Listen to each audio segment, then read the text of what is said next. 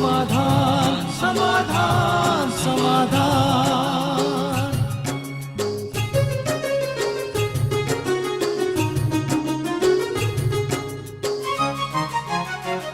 समस्या से उभरना अगर चाहे इंसान, स्वयं के संग सर्व का वो दिल से करे सम्मान। कहता है ये समाधान समाधान समाधान। समस्या से उभरना अगर चाहे इंसान, स्वयं के संग सर्व का वो दिल से करे सम्मान। कहता है ये समाधान समाधान समाधान। समाधान समाधान समाधान।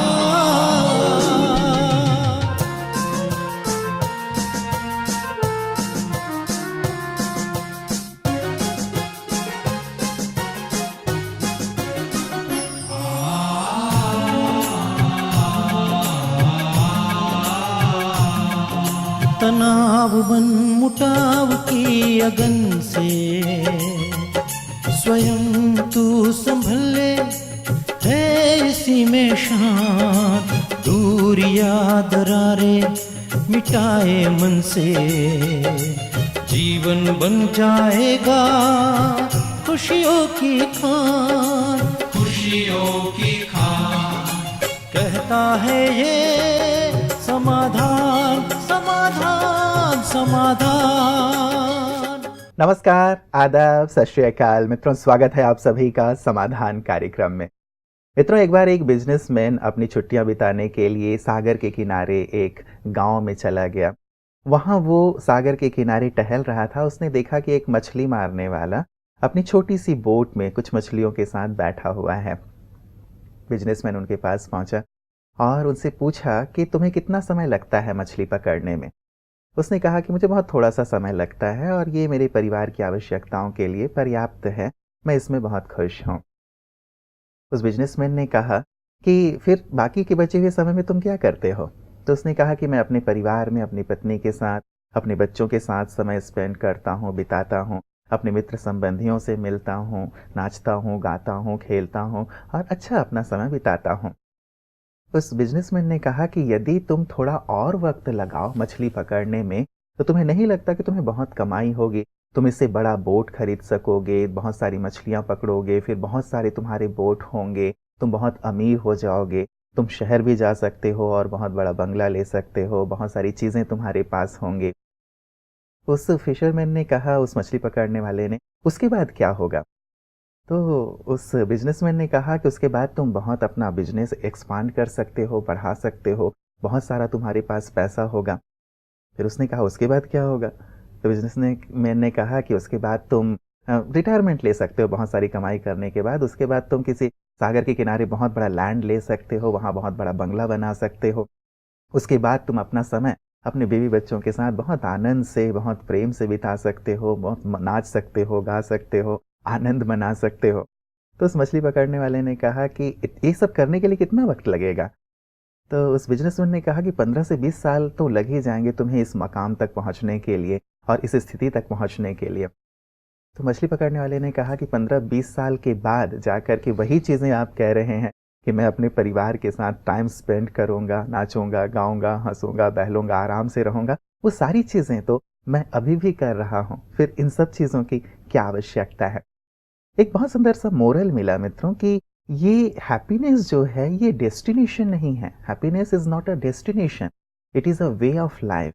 हम अपने जीवन को कैसे जी रहे हैं उसमें हम खुशी को तलाश सकते हैं। कई बार हम सोचते हैं कि ये सारी चीज़ें हमारे पास होंगी तो जा करके हम खुश होंगे, लेकिन हमारे पास जो चीज़ें हैं उनमें खुशी तलाश लेना, उनके साथ खुश रहना, ये भी एक बहुत बड़ी कला है जो मछली पकड़ने वाले ने उस बिजनेसमैन को सिखा दी थी। इस सुंदर बात के साथ, खुशी की बात के साथ आज के समाधान की शुरुआत करते हैं। बहुत बहुत स्वागत है आपका। थैंक्स। कई बार बताइए जी, ये एक मानसिकता है व्यक्ति की कि कुछ ऐसा हो जाए तो हम बहुत खुश होंगे, ये मिल जाए तो हम बहुत खुश होंगे, लेकिन हम खुशी खुशी ये करें, ये वाली स्थिति व्यक्ति नहीं बिल्कुल, समझ पाता। यही सीखना है मनुष्य को कि जो कुछ उसके पास है जी। उसमें वो बहुत खुश रहे, संतुष्ट रहे, और जैसे इसकी स्थिति थी उसमें वो आनंदित रहे, जी। मुकाबले बस इसके कि ये सोचे कि बहुत धन हो, बंगला हो, सागर के किनारे महल बनाऊं, फिर रहूं, फिर खुश रहूं, तब तक जिएंगे और हो सकता है तब तक जीवन में बहुत समस्याएं आ घेरें और धन, बंगला और परिवार होते हुए भी खुश न रह सके। और जो आज खुश नहीं है वो भला कल कैसे खुश होगा। जो गरीबी में खुश नहीं है वो साहूकारी में भी खुश नहीं रह सकता। जो गरीबी में खुश है वो सदा खुश रहेगा। और हम देख सकते हैं बहुत सारे गरीब लोग बहुत खुश रहते हैं। हमारे यहाँ तो रोज हम देखते हैं मजदूरी करने वाले अपना डांस कर रहे हैं, बच्चे नाच गा रहे हैं, खा रहे हैं रोटी और चटनी बस, और मस्ती से झूम रहे हैं। तो देखिए गहरी नींद सो रहे हैं। इच्छाओं का त्याग जी। मनुष्य को प्रसन्नता प्रदान करता है। त्याग क्या कहे, उनको इच्छा है ही नहीं, त्याग करने की तो उनके पास बात ही नहीं है। लेकिन जिनके पास बहुत ये सब चीजें हैं वो यदि अनावश्यक इच्छाओं का त्याग कर दें तो वो बहुत खुश रहेंगे। देखिए मान लो पैसा बहुत है और एक कार ले लेते हैं, लेकिन कार रास्ते में चल के बिगड़ जाती है, कार का कहीं एक्सीडेंट हो जाता है या दूसरे की कार ज़्यादा अच्छी चल रही है, तो भी खुशी कहाँ है मनुष्य को। कार में बैठने से कुछ गड़बड़ हो गई, कार में बैठ के लड़ाई कर रहे हैं दोनों, तो खुशी कहाँ है मनुष्य को। इसलिए खुशी तो सचमुच एक मानसिक स्थिति है। खुश रहना है ये मनुष्य संकल्प कर ले और अपने वर्तमान को खुशी से भरपूर कर ले तो आने वाले दिन तो खुशी से भर ही जाएंगे। जी जी जी, मतलब जैसी भी स्थिति है, हम गरीब हैं, अमीर हैं, मध्यम वर्गीय हैं, और जो भी चीज़ें हैं उन सब के साथ हम खुशी से जीना सीख लें। प्रथा जी, कई बार कुछ लोग ऐसा कहते हैं कि जैसे यहाँ एक स्थिति थी कि मेरे पास ये सारी चीज़ें होनी चाहिए, यदि हम ये नहीं सोचेंगे, ये कामना नहीं रखेंगे, तो फिर हम प्रयास भी नहीं करेंगे और वो चीज़ें हमें प्राप्त नहीं होंगी, तो कहीं हम अकर्मण्य तो नहीं हो जाएंगे। ऐसा भी कई लोग हाँ, सोचते हैं। कई लोग सोचते हैं कि हम प्रोग्रेस करें। देखिए, प्रोग्रेस करने के पीछे लक्ष्य ये भी हो सकता है कि मैं एक बहुत बड़ी फैक्ट्री खोलूं, और लक्ष्य ये नहीं कि बहुत धन कमाऊं, बंगला बनाऊं और गाड़ियां खरीदूं। लक्ष्य ये है कि बहुत लोगों को काम मिल जाए, कितनों के टैलेंट्स यूज हों, जो प्रोडक्ट हम करें, जो प्रोडक्शन हमारे पास हो, वो जहाँ तक पहुँचे, देश का विकास हो, ये लक्ष्य भी तो हो सकता है। तो जो हमारा लक्ष्य है वो व्यक्तिगत न हो के सामूहिक हो जाए, एक ब्रॉड माइंडली हम सोचें हर चीज को, तो ज़्यादा अच्छा रहेगा और तब हमें बहुत खुशी होगी। मान लो उसने अपनी फैक्ट्री में 500 लोगों को काम दिया, तो वो लगेगा ये अब मेरा 500 का परिवार है, फिर 5000 हो गए, अब ये मेरा परिवार है। कितनों को खुशी मिल रही है, अनेकों की खुशी देखकर ही उसका मन खुश हो जाएगा। लेकिन मान लो उसका ये लक्ष्य नहीं था, उसका था कि मैं बहुत धनवान हो जाऊं, और वो दूसरों को सैलरी कम दे रहा है, वो गवर्नमेंट को टैक्स भी ठीक से नहीं दे रहा है, लेकिन जब वो थोड़ा बड़ा होता है तो उसे कैंसर हो जाता है, उसे पुलिस पकड़ने आ जाती है किसी केस में, और धन के अहंकार में वो कुछ गलतियां कर बैठता है, तो उसकी और उसके सब लोगों की खुशी समाप्त हो जाएगी। तो लक्ष्य के पीछे स्वार्थ न हो, लक्ष्य के पीछे जन कल्याण हो, तो ये लक्ष्य मनुष्य को आगे बढ़ाएगा और बहुत खुशी प्रदान करेगा। जी जी, मतलब औरों को देने की भावना हो, कल्याण की भावना हो, तो ये शायद हमें ज़्यादा खुशी देगा, स्वार्थ वाली बात नहीं। एक चीज़ विशेष व्रता जी जो हमारी चर्चा में बात निकली थी कि यदि व्यक्ति बार बार अपने जीवन में असफल हो रहा होता है तो वो बहुत ज़्यादा निराश होता है, दुखी होता है, और फिर लाख चाह के भी वो खुश नहीं रह पाता। इस स्थिति में हम कैसे अपने आप को खुश रखें, क्योंकि ये स्थिति हर एक के जीवन में आती है। ये हर एक के में आती है, विद्यार्थियों को इसको बहुत फेस करना पड़ता है। कई लोग बिजनेस वाले, दुकान वाले असफलता देखकर बहुत परेशान रहते हैं। जीवन के हर फील्ड में हर मनुष्य प्रोग्रेस चाहता है, हर मनुष्य सफलता चाहता है, लेकिन हर मनुष्य के भाग्य में वो होती भी नहीं है। हम देख सकते हैं किसी को सहज सफलता मिलती है, किसी को बहुत मेहनत करके मिलती है, और किसी को बहुत मेहनत करके भी नहीं मिलती। आईएएस के कंपटीशंस में कई साधारण घरों के बच्चे बिल्कुल आराम से सेलेक्ट हो गए, और कई बहुत इंटेलिजेंट, बहुत मेहनत करने वाले, बहुत 2 साल तक ट्यूशन किए थे, वो असफल हो गए। तो ये सब होता है। पहली बात तो ये कि जब मनुष्य किसी कार्य में आगे बढ़ रहा है, उसे इस चीज के लिए भी तैयार रखना होगा अपने को कि कहीं असफलता होगी, कहीं सफलता होगी। हमारी जो एक्सपेक्टेशंस हैं उनके अनुरूप कहीं होगा, कहीं नहीं भी होगा। हर परिस्थिति के लिए हमें स्वयं को तैयार रखना है। तो एक बहुत अच्छी जो कहावत है, लोग सोचते हैं success is the key to happiness, लेकिन हम इसको ऐसा कर लें ठीक कि happiness is the key to success. तो खुश रहेंगे हर हाल में तो हमें सफलता मिलेगी ही। दूसरों की सफलता को अप्रिशिएट भी करें तो भी हमारी असफलता सफलता में बदल जाएगी, लेकिन हमें अपने को मानसिक रूप से तैयार करके जब असफल हो जाएं उसको स्वीकार करके असफलता के कारणों को ढूंढकर उन्हें पूर्ण करना चाहिए। तो हम में नया उमंग रहेगा, एक उम्मीद जगेगी कि नेक्स्ट टाइम हमें सक्सेस अवश्य मिलेगी। बिजनेस में भी हम बहुत देखते हैं, कई लोगों को सफलता नहीं मिलती है, कई लोगों ने अच्छी फैक्ट्री बनाई होती है, नहीं सफलता मिलती है। लोग ये भी सोचते हैं भाग्य साथ नहीं दे रहा है, लोग ये भी सोच लेते हैं ग्रह, किसी ग्रह का पता नहीं, हम तो जानते नहीं राहु का या किसका गलत प्रभाव पड़ रहा है, वो गलत राशि में चला गया है। ये सब बातें भी होती हैं। मेरे पास आज एक केस आया, सब कुछ नष्ट हो गया उनका। 2 बड़ी बड़ी फैक्ट्री थी, घर बनाया, घर में आते ही 2-3 की मृत्यु हुई, किसी को कैंसर हुआ। पता चला यहाँ कुछ गलत आत्माओं का आवास था, उनके आवास पर बाथरूम बना दिए गए थे। उन्होंने आतंक मचाना शुरू रखा। वो सपने में आकर इन्हें कहते भी थे ये हटाओ यहाँ से, लेकिन ये मानते नहीं थे। हम इन चीज़ों को नहीं मानते, ये तुम्हारा भ्रम है, सब। जब सब कुछ नष्ट हो गया तब इन्हें होश आई, तब तक सब कुछ नष्ट हो चुका था। एक फैक्ट्री बिक गई, दूसरी का कह रहे थे कि रोज 40,000 का लॉस हो रहा है, वो बिकने वाली है, क्या करें। तो बहुत अच्छी लंबी चौड़ी मैंने उनसे बात की, समय दिया। तो ये सब चीज़ें मनुष्य की खुशी को नष्ट करते हैं ना। इसमें कर्म भी मनुष्य के कहीं ना कहीं जिम्मेदार हैं, उसका लोभ लालच भी जिम्मेदार होता है, कभी कभी उसका ईगो। इन लोगों को कहा गया कि ये गलत है, इसे छोड़ दो तुम, लेकिन उन्होंने कहा नहीं, हम इन चीज़ों से नहीं डरते हैं। तो ये एक गलत, जिसको निर्भयता कहते हैं, और एक कुछ चीज़ों को न जानने के कारण न मानना। जानते नहीं इसलिए मानते नहीं, कहते हैं नहीं ये साइंस का युग है, इसमें ये सब चीज़ें, ये जो बेकार की चीज़ें, इसको हम नहीं मानते। लेकिन सब कुछ नष्ट होके 20 साल के बाद माना, सब नष्ट हो गया, परिवार चले गए, सब बिगड़ गया। तो ये चीज़ें भी मनुष्य की खुशी को नष्ट करती है ना। इसलिए मनुष्य को अपने विवेक का, अपनी विजडम का सदुपयोग करते हुए धैर्यवत असफलता को भी पार करना पड़ता है, तब कहीं जाकर वो अपनी खुशी को कायम रख सकेगा। क्योंकि ये ऐसी चीज़ है, कई स्टूडेंट्स को बार बार प्रयास करने पर भी असफलता नहीं मिलती। उन्हें ये मान लेना चाहिए कि शायद ये हमारा फील्ड नहीं है। जो स्पिरिचुअल नॉलेज रखते हैं उनको इस सृष्टि चक्र का संपूर्ण ज्ञान रहता है, जिसे हम विश्व ड्रामा कहते हैं। तो हम ये मान लेते हैं तब कि शायद ड्रामा में, इस फील्ड में हमारा पार्ट नहीं है, तो हमें दूसरा फील्ड तलाशना चाहिए। और देखते हैं ऐसा बहुत लोग कि उस फील्ड में जाने से उनकी खुशी बढ़ती है, सफलता मिलती है। उदाहरण के लिए ऐसे केस हमारे पास आए, एक बात सुनाता हूँ।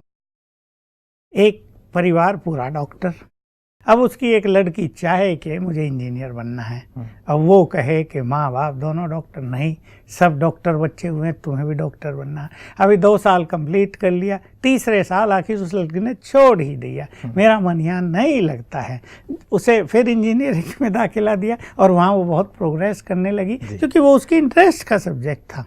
तो इन चीज़ों का भी हमें ख्याल रखना चाहिए कि वो फील्ड कभी कभी हमारा नहीं है, या इस ड्रामा में हमारा वहाँ पार्ट नहीं है, हमारा उधर है। तो जब हम सही पात्र को चुन लेते हैं तब हमें सफलता मिलती है, खुशी भी होती है। ये भी हमें ध्यान रखना चाहिए। बिल्कुल, मतलब इसको हमें एक्सेप्ट भी करने की आवश्यकता है। कई लोग ऐसा भी कहते हैं रहते जी कि जीवन है तो हार जीत तो दोनों ही है।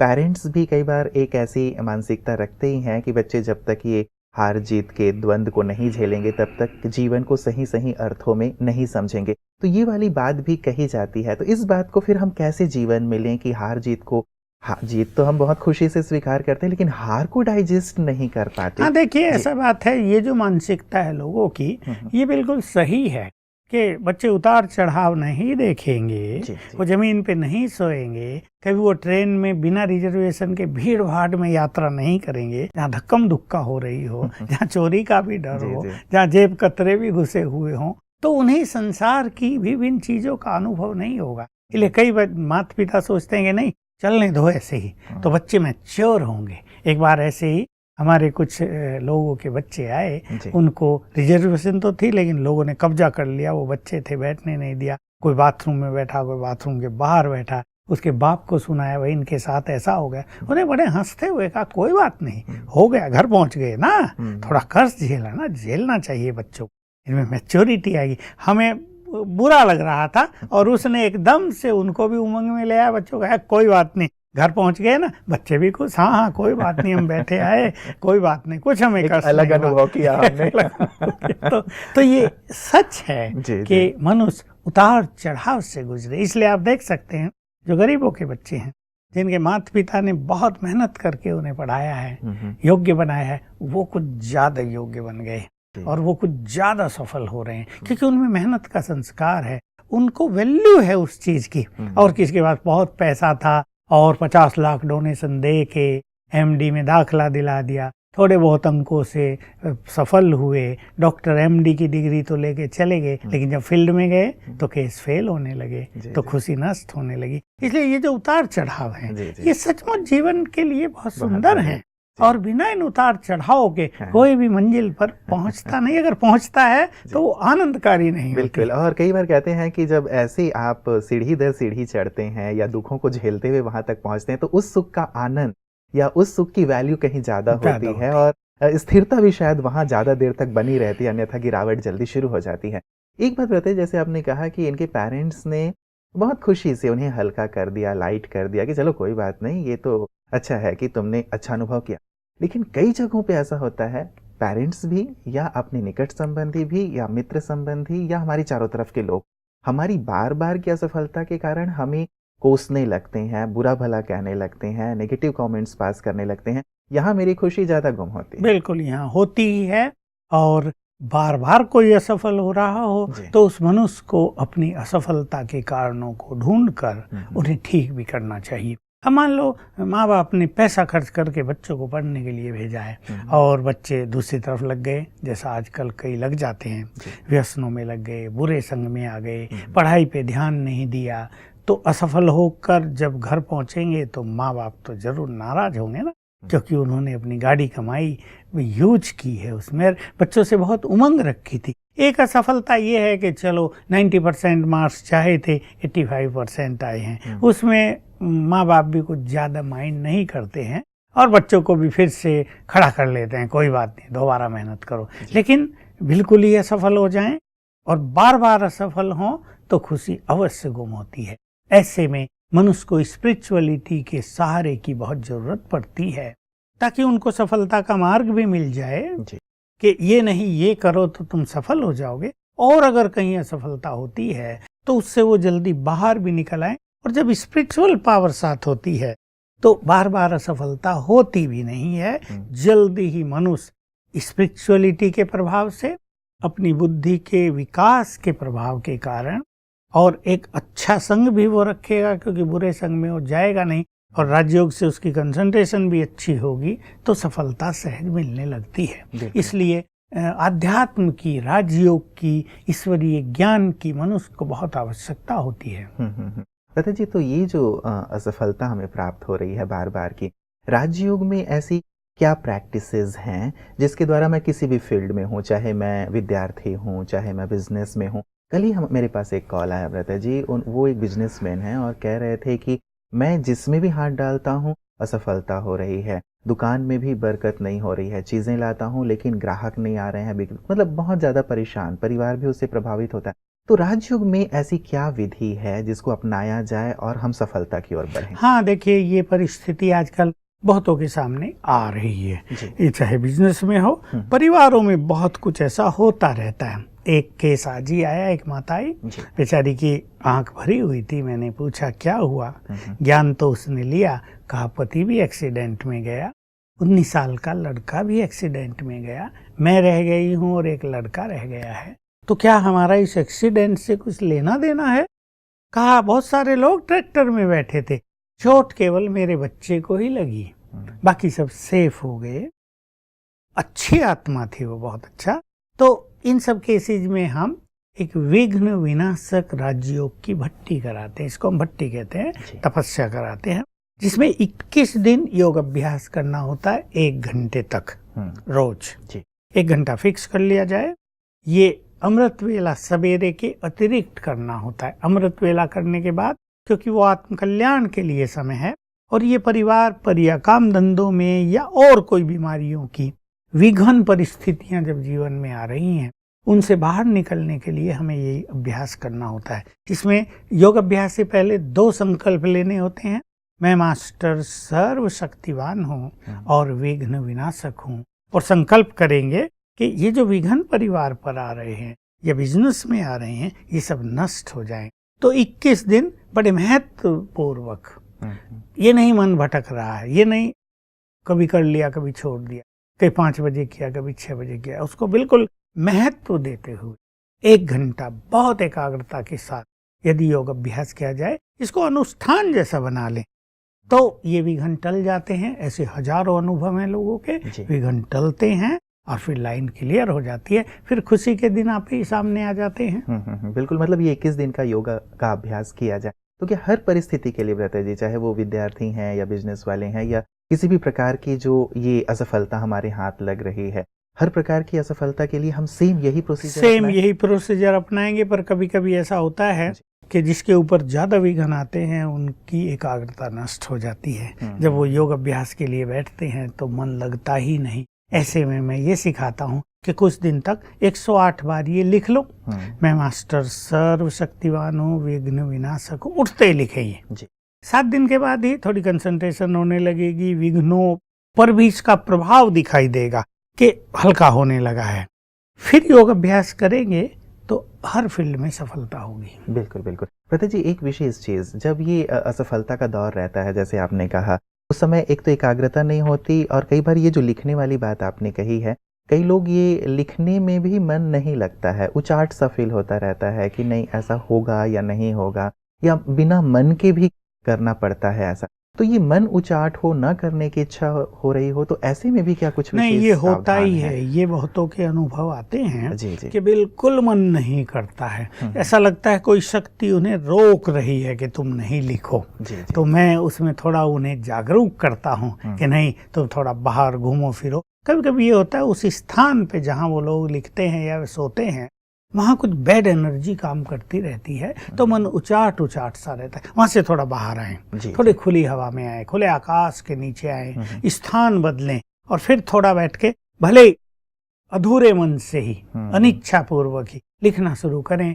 10-20 बार लिखने के बाद मन को थोड़ा अच्छा लगने लगेगा। ऐसा बहुतों का अनुभव हो रहा है कि 50 बार लिखा, ऐसे ही लिखा कि चलो लिख रहे हैं, लेकिन 50 बार के बाद लिखने में रुचि होने लगी। दूसरे दिन 25 बार के बाद, तीसरे दिन शुरू से रुचि हुई और धीरे धीरे रुचि हुई, फिर योग अभ्यास होने लगा और बात समाप्त हो गई। जी जी जी। प्रता जी, एक बात रही कि ये खुद करें, जो इससे क्या ग्रसित हैं, जिनके पास समस्या है, वो खुद करें। कईयों के ऐसे आते हैं फ़ोन कॉल कि हमारे बच्चे को ये प्रॉब्लम है, वो इन चीज़ों को तो नहीं मानता है, हम क्या कर सकते हैं, या मेरे पति बिजनेस में उनको लॉस हो रहा है, वो इन चीज़ों को नहीं मानते, लेकिन क्या मैं कर सकती हूँ? तो क्या यहाँ पे भी कुछ मदद की जा सकती है दूसरों को? जब लोग कुछ अच्छी चीजों को नहीं मानते, उनकी उनमें भावना नहीं होती, तो काम जरा मुश्किल होता है। अभी उन्हें ये पता है कि विघन आ रहे हैं, अभी दुकान चालू है लेकिन ग्राहक नहीं आ रहे हैं, आ रहे हैं तो लेके नहीं जा रहे हैं, कुछ उन्हें दिख रहा है, तो जरूर उन्हें इन चीजों में विश्वास करना चाहिए कि सत्य भी कुछ होता है। हम उसे जानते नहीं इसलिए नहीं मानते, हम तो मानते ही नहीं, हम ये क्या करते हैं, तुम जानते नहीं हो, जानो इन चीजों को, तो बहुत अच्छा रहेगा। तब तक दूसरा व्यक्ति उनके निमित्त ये 21 दिन की योग भट्टी कर ले, उनमें भी जागृति आ जाएगी और कहीं कहीं उन्हें सफलता मिलेगी, तो उन्हें पता चलेगा कि इन चीजों में भी कुछ दम है। बिल्कुल बिल्कुल। मतलब इसका एक प्रभाव देखने के बाद ही कई लोग चैलेंज करते हैं भ्राता जी कि यदि 21 दिन तुम कह रही हो, जैसे पति ही अपनी पत्नी को चैलेंज कर देते हैं कि यदि 21 दिन में हो गया तो ठीक है, मैं मानूंगा। तो कई बार ये टेंशन में आ जाते हैं कि भाई हमने चैलेंज तो ले लिया है, यदि नहीं हुआ और ये हमेशा के लिए नहीं माने तो क्या चैलेंज ले लेना चाहिए? चैलेंज ले लेना चाहिए और बड़े विश्वास के साथ, बड़ी एकाग्रता के साथ अभ्यास करना चाहिए, तो सफलता मिलती है। जी जी। चलिए, बहुत बहुत शुक्रिया भ्राता जी, क्योंकि खुशी सचमुच बहुत ही अनमोल है और असफलता भी कई बार हमारी खुशी को छीन लेती है। सभी सफल हों, जीवन में खुशहाल हों, ऐसी ही हमारी कामना है। आज के सुंदर प्रकाश के लिए आपका बहुत बहुत शुक्रिया। मित्रों, हार और जीत जीवन के अंग हैं, ये हमेशा से ही कहा जाता रहा है। हमेशा जीत ही जीत हो ऐसा भी किसी के साथ नहीं होता, हार तो लगा ही रहता है। लेकिन इन दोनों में ही अपनी स्थिति को खुशनुमा बनाए रखना, सामान्य बनाए रखना, स्थिर बनाए रखना, ये एक बहुत बड़ी कला है जिसे हमें सीखते चलना है। और योग, जैसे भ्राता जी कह रहे थे, हमें हमेशा ये कला सिखाता है कि कैसे हम सुख दुख दोनों में अपनी समान स्थिति रख सकते हैं, या फिर दुख की स्थिति में भी कैसे खुशहाल रहा जा सकता है। वो कहते हैं ना, किसी ने बहुत सुंदर पंक्तियां कही हैं कि फूल बनकर मुस्कुराना जिंदगी है, मुस्कुराकर गम भुलाना जिंदगी है, जीत कर तुम खुश हुए तो क्या हुआ, हार कर भी खुशियां मनाना जिंदगी है। सचमुच कितनी सुंदर पंक्तियां हैं ना, कि जीत में तो हम सब आनंदित होते हैं, लेकिन यदि हार में भी हम खुश रहना सीख जाएं तो सचमुच जीवन बहुत सरल हो जाता है, सहज हो जाता है। तो क्यों ना आज हम सब मिलकर के एक संकल्प लें कि हर हाल में हम प्रसन्न रहेंगे, खुश रहेंगे। एक होमवर्क की तरह हम कर सकते हैं मित्रों, कि आज के सारे दिन मैं कितना खुश रहा, और यदि खुश नहीं रहा तो उसके कारण क्या रहे, हम थोड़ा सा फाइंड आउट करें, और साथ ही साथ कहाँ कहाँ मैं खुश रह सकता था, हम ये भी देखें। तो ये सब देखने से, अपना आत्मान्वेषण करने से, आत्मचिंतन करने से खुशी के जो पल हैं उन्हें हम समेट पाएंगे और अपने जीवन में खुशियां बांटते भी चलेंगे। तो खुश रहिएगा, आनंदित रहिएगा। कल इस खुशी की चर्चा को आगे भी आपके साथ जारी रखेंगे। बने रहिएगा समाधान कार्यक्रम में हमारे साथ। नमस्कार। धैर्य और दृढ़ मनोबल से कर दे तू पल भर में मुश्किलें आसान, कतनी समकरनी के पावन जल से स्वर्ग बन जाएगा सारा ये जहान, सारा ये जहान। कहता है ये समाधान, समाधान, समाधान।